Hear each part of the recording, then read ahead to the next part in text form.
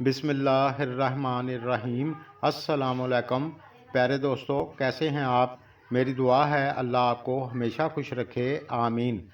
प्यारे दोस्तों, आज हम बात करेंगे जिनका नाम के या क्यू से शुरू होता है, आपके लिए सितंबर 2022 का महीना कैसा रहेगा, तो जानते हैं। इससे पहले अगर आपने इस चैनल को सब्सक्राइब नहीं किया तो कर लें, शुक्रिया।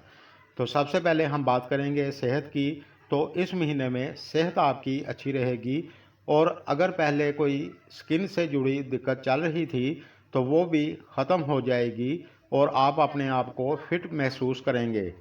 शादीशुदा लाइफ की बात करें तो ये महीना आपके लिए काफ़ी अच्छा रहेगा, और अगर पहले से कोई दिक्कत चल रही थी तो वो भी मेरे अल्लाह के करम से ख़त्म हो जाएगी। लेकिन 24 सितंबर के बाद आपके लिए और ज़्यादा अच्छा रहेगा। बस आपने छोटी मोटी बातों का बतंगड़ नहीं बनाना, आपको कोई दिक्कत नहीं होगी और आपके पार्टनर को कैरियर में कामयाबी मिल सकती है। तालीम की बात करें तो ये महीना आपके लिए नॉर्मल रहेगा, क्योंकि इस दौरान आपका पढ़ाई में मन नहीं लगेगा, और अगर आप मन लगाकर पढ़ाई करेंगे तो फिर आपके लिए अच्छा है।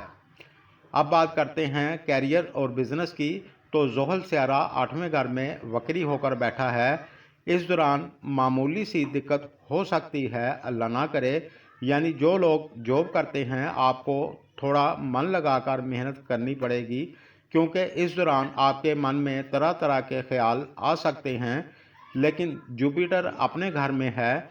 जो लोग जॉब की तलाश में हैं, आपको जॉब मिल सकती है, और जो लोग मैनेजमेंट में हैं या फिर काउंसलिंग सेक्टर में हैं, बैंकिंग सेक्टर में हैं, एडवाइज़र हैं, प्रोफेसर हैं, टीचर हैं, तो आपके लिए ये महीना अच्छा रहेगा। और कुछ दोस्तों का प्रमोशन भी हो सकता है, लेकिन काम का प्रेशर थोड़ा ज़्यादा रहेगा, क्योंकि जुपिटर और जोहल दोनों वक्री हैं, और इस महीने में आपको ओवर टाइम भी काम करना पड़ सकता है।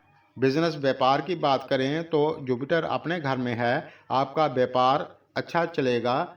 बस आप अपना रवैया दूसरों के साथ अच्छा रखें, आप ज़रूरत से ज़्यादा ना बोलें। कहने का मकसद ये है कि दूसरों के साथ कड़वा नहीं बोलेंगे तो आपको कोई दिक्कत नहीं होगी, और आपका कारोबार भी अच्छा चलेगा। और आने वाले वक्त में क्या करना है, इसकी प्लानिंग भी आप इस महीने में करते दिखाई दे रहे हैं। और अगर आप बड़ी इन्वेस्टमेंट करना चाहते हैं तो इस महीने में ना करें, क्योंकि जोहल स्यारा 8वें घर में वक्री है। जब तक जोहल वक्री है, किसी जगह भी बड़ी इन्वेस्टमेंट आप ना करें, और इस महीने में खर्चे आपके थोड़े ज़्यादा हो सकते हैं। अपने बजट के हिसाब से चलें, और इस महीने में आप हस्बे तौफीक सदका दें, और एक तस्बीह रोज़ाना आयत करीमा की पढ़ लिया करें। अव्वल आखिर 3-3 बार दुरूद इब्राहिमी पढ़ लें, आपको बहुत फ़ायदा होगा। आज के लिए बस इतना ही। मेरी वीडियो अगर आपको पसंद आए तो लाइक करें, शुक्रिया।